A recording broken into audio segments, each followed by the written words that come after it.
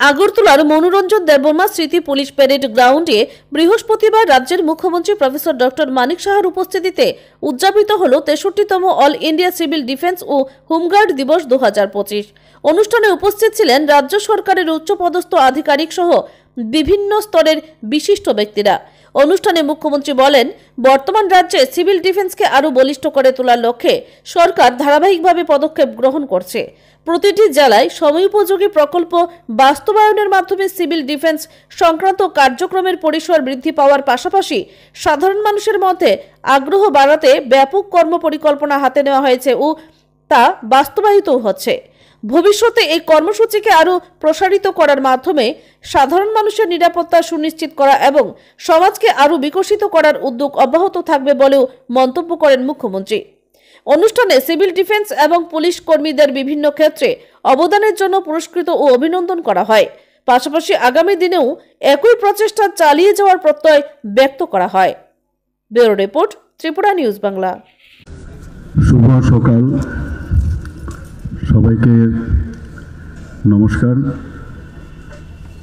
আজকে মনোরঞ্জন দেববর্মা স্মৃতি police parade ground এডি নগরে যে 63rd all India civil defence and home guards day 2025 সেটাকে পালন করার জন্য আজকের যে এখানে আয়োজন, সেই আয়োজনে আমাদের মাঝে উপস্থিত আছেন ত্রিপুরা সরকারের সম্মানিত চিফ সেক্রেটারি শ্রী জে.কে. সিনহা মহোদয়। ওনার বক্তব্য আমরা শুনলাম এবং আমাদের মাঝে উপস্থিত আছেন director general of police Tripura Shri Anuragji. উনিও ওনার বক্তব্য আমাদের সামনে, ওনার মেসেজ সহ আমরা শুনলাম। তাছাড়া এখানে উপস্থিত আছেন senior officers of Tripura police and officers of disaster management and other officers, guest এবং আমার মিডিয়া বন্ধুরা, সবাইকে হার্দিক অভিনন্দন ও শুভেচ্ছা জানাচ্ছি। আজকে একটু আগে আমরা যাদেরকে এখানে সম্বর্ধনা দিয়েছি বিভিন্ন বিষয়ের উপর ভিত্তি করে, আমি এর আগেও এখানে এসেছি, কিন্তু এবার আমি যেটা দেখলাম যে আমাদের যারা এখানে সিভিল ডিফেন্স, হোমগার্ড থেকে আরম্ভ করে আপদা মিত্র সবার এখানে যে প্যারেড আমরা দেখলাম, গত বছরের তুলনায় এবারের যে তাদের যে প্যারেড, তাদের রাইট টার্ন, লেফট টার্ন এবং সাবধান বিশ্রাম, আমার কাছে মনে হলো গত বছরের তুলনায় অনেক বেশি তাদের শ্রীবৃদ্ধি ঘটেছে। এর জন্য ওনাদেরকে আমি ধন্যবাদ দিতে চাই। প্রতি বছর 6ই ডিসেম্বর অসামরিক প্রতিরক্ষা এবং গৃহরক্ষী বাহিনী দিবস পালন করা হয়। এবছর আমরা 63তম সর্বভারতীয় অসামরিক যে প্রতিরক্ষা এবং গৃহরক্ষী বাহিনী দিবস হিসাবে পালন করছি।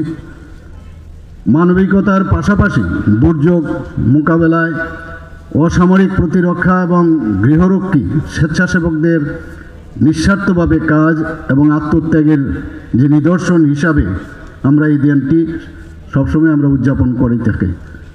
63rd all India civil defence and হোমগার্ডস day 2025 উপলক্ষে আমি সিভিল ডিফেন্স, গৃহরক্ষী বাহিনী ও আপদা মিত্র সহ সকল স্বেচ্ছাসেবকদের আন্তরিক শুভেচ্ছা ও অভিনন্দন জানাচ্ছি।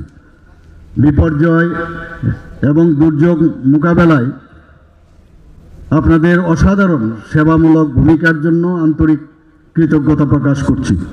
অসহায় আর্ত মানুষের পাশে আপনাদের উজ্জ্বল উপস্থিতি নিঃসন্দেহে সেই সব মানুষের মনে ভরসার সৃষ্টি হয়, যা সেবার এক মহান দৃষ্টান্ত।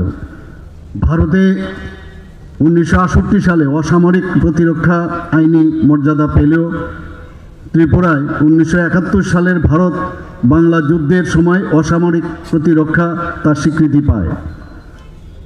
আগে অসামরিক প্রতিরক্ষার বিষয়টি পশ্চিম ত্রিপুরা জেলার জেলাশাসক ও সমাহর্তার নিয়ন্ত্রণে ছিল। কিন্তু তারপরে আমরা 2019 সালে রাজ্য সরকারের স্বরাষ্ট্র দপ্তর এবং পরবর্তীতে 2020 সালে রাজস্ব দপ্তরের কাছে স্থানান্তরিত করি। রাজস্ব দপ্তরের অধীনে আসার পর ত্রিপুরায় সিভিল ডিফেন্স কার্যক্রম 2021 সালের জুলাই মাসে রাজ্যের সমস্ত জেলায় সেটা সম্প্রসারিত হয়। বর্তমানে আমাদের 8টি জেলায় সিভিল ডিফেন্স রয়েছে। এডিএম ও কালেক্টরগণ সংশ্লিষ্ট জেলার সিভিল ডিফেন্সের নিয়ামক হিসাবে মনোনীত করা হয়েছে। ত্রাণ, পুনর্বাসন ও দুর্যোগ ব্যবস্থাপনা দপ্তরের ডিরেক্টরকে রাজ্যে সিভিল ডিফেন্সের ডিরেক্টর হিসাবে মনোনীত করা হয়েছে। বর্তমানে আমাদের রাজ্যে প্রায় 5000 প্রশিক্ষিত সিভিল ডিফেন্স স্বেচ্ছাসেবক নিয়োজিত রয়েছেন। সেন্ট্রাল ট্রেনিং ইনস্টিটিউট এবং জেলা স্তরে চিহ্নিত প্রশিক্ষণ কেন্দ্রগুলিতে নিয়মিত প্রশিক্ষণ কর্মসূচি চলছে। রাজ্য সরকারের সিদ্ধান্ত অনুযায়ী আগামী দিনে আমরা মোট জনসংখ্যার 1% সিভিল ডিফেন্স স্বেচ্ছাসেবককে পৌঁছানোর লক্ষ্যমাত্রা নিয়েছি। সিভিল ডিফেন্স স্বেচ্ছাসেবকদের প্রশিক্ষণের জন্য রাজ্য সরকারের লক্ষ্য ছাড়াও এই বছর ভারত সরকারও সিভিল ডিফেন্স স্বেচ্ছাসেবকদের দক্ষতা বৃদ্ধির উপর একটি প্রকল্প বাস্তবায়ন করছে। 2026 সালের 31 মার্চের মধ্যে প্রায় 3000 সিভিল ডিফেন্স স্বেচ্ছাসেবক প্রশিক্ষণ দেওয়া হবে।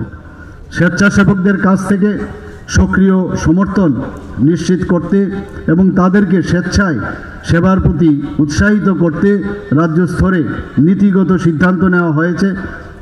প্রশিক্ষিত স্বেচ্ছাসেবকদের সাধারণ এবং বিপর্যয় উভয় পরিস্থিতিতে বিপর্যয় ব্যবস্থাপনার কাজে ব্যবহার করা হবে। সিভিল ডিফেন্স স্বেচ্ছাসেবকদের মতো এখন আমাদের সমস্ত জেলায় আপদা মিত্র স্বেচ্ছাসেবকগণ রয়েছেন।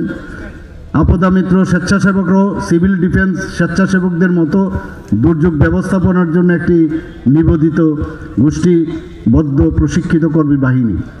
বর্তমানে ভারত সরকারের যুব আপদা মিত্র প্রকল্পে সমস্ত বাস্তবায়িত হচ্ছে, যেখানে এনএসএস, এনসিসি, মাই ভারত এবং ভারত স্কাউটস অ্যান্ড গাইডসের প্রায় 1600 জন স্বেচ্ছাসেবককে 2026 সালের মার্চের মধ্যে প্রশিক্ষণ দেওয়া হবে। আমাদের রাজ্যে প্রায় 2500 জন প্রশিক্ষিত আপদা মিত্র স্বেচ্ছাসেবক রয়েছেন। রাজ্যের স্বেচ্ছাসেবক, হোমগার্ডস এবং উর্দিধারী কর্মীরাও সারা বছর ধরে বিপর্যয় ব্যবস্থাপনার কাজে সক্রিয়ভাবে জড়িত। সিভিল ডিফেন্স এবং আপদা মিত্র স্বেচ্ছাসেবকগণ এখন নিয়মিতভাবে কন্ট্রোল রুমের দায়িত্ব, দুর্যোগের সময় উদ্ধার ও ত্রাণ কার্য, সাধারণ জনগণের মধ্যে সচেতনতা বৃদ্ধি ও দক্ষতা গড়ে তোলা এবং প্রশাসনের অন্যান্য প্রাসঙ্গিক কার্যক্রমের সঙ্গে আন্তরিকতার সাথে নিয়োজিত রয়েছেন। আমরা দেখেছি সিভিল ডিফেন্স এবং আপদা মিত্র উভয় স্বেচ্ছাসেবকরাই স্থানীয় প্রশাসন এবং জনগণের যে কোনো জরুরি পরিস্থিতিতে অত্যন্ত সক্রিয়, আন্তরিক এবং প্রতিশ্রুতিবদ্ধ। অনেক ক্ষেত্রে এই স্বেচ্ছাসেবকগণ স্বতঃপ্রণোদিতভাবে কাজ করে সমাজে স্বীকৃতি তৈরি করেছে। গত বছরের আগস্ট মাসে আমরা সবাই জানি যে বন্যা এবং ঘূর্ণিঝড়ের সময় আমরা আমাদের সিভিল ডিফেন্স এবং আপদা মিত্র স্বেচ্ছাসেবকদের নিষ্ঠা আমরা লক্ষ্য করেছি, কিভাবে তারা সতর্কতা সাথে দুর্যোগ মোকাবেলা এবং ত্রাণ পরিষেবা নিজেরা যুক্ত হয়েছিল। আমাদের প্রশিক্ষিত স্বেচ্ছাসেবকগণ মানুষকে উদ্ধার করা, বিভিন্ন জায়গায় ভেঙে পড়া গাছ এবং